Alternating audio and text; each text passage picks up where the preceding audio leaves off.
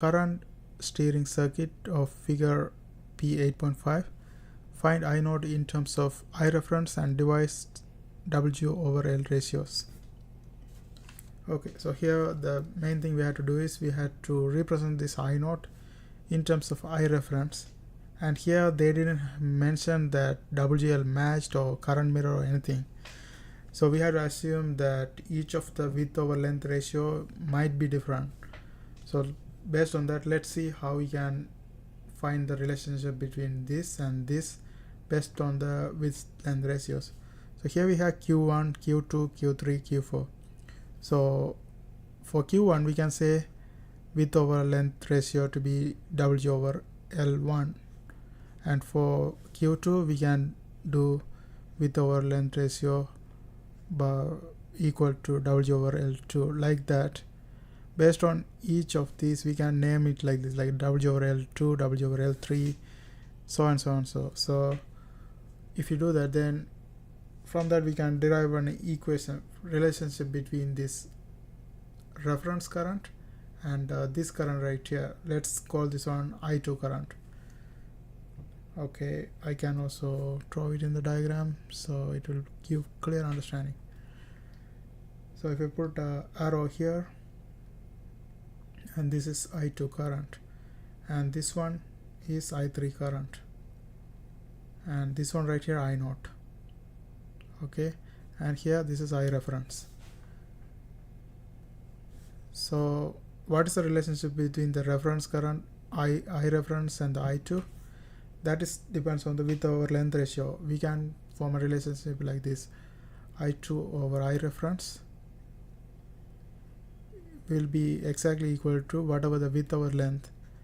For I2 the width over length is width over length 2, and for I reference the width over length is width over length 1, and that will be the relationship. Now if we rearrange this one and equate this one to I2 will be equivalent to W over L2 divided by W over L1 times the I reference current. Okay, and another thing you can notice is I3 and I2 are in series, so whatever the current here is going to be exact same current here as well. So we can say I2 is equivalent to I3. So that makes things a little bit easier because we don't have to go ahead and express another term for the I3. We can instead of I3 we can replace that one with I2 expression. And if we look at the relationship between I3 and the I naught, again exactly similar to this. If I grab I3 and write into I3 and I naught, and I would like to put I naught on the top because we had to find the I naught, so it's better to keep it in the numerator and put the I3 in the denominator. We had to just keep up with the W over L. Like if I put I naught on top, then in the other side I had to put W over L4 on top, because that's the width over length ratio right here. And if I put I3 in the bottom, I had to put W over L3 in the bottom here as well. I can write the equation flip that, so like I3 over I naught, then this one also going to be flipped. So that's the only difference. And then here if I rearrange this one in terms of I naught, then I naught is going to be equivalent to W over L4 divided by W over L3 times the I3, and we already have the expression for the actually I3 is equal to I2, and we already have the expression for the I2, that is this, and that is with the reference. And this is helpful because we want to express the final answer in terms of I naught and I reference, and this is helpful because we have the I reference with I2 is equal to this term times I reference.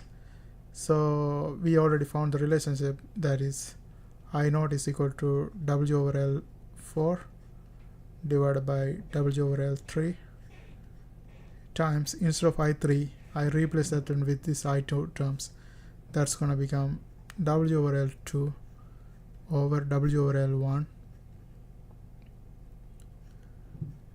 times the I reference, and that is the expression of I naught in terms of I reference. That's the question is asking for. Question is asking for find I naught in terms of I reference and device width length ratios, and this is basically it. I hope you guys found this video helpful. Thanks for watching. Don't forget to subscribe my channel. See you guys on my next video.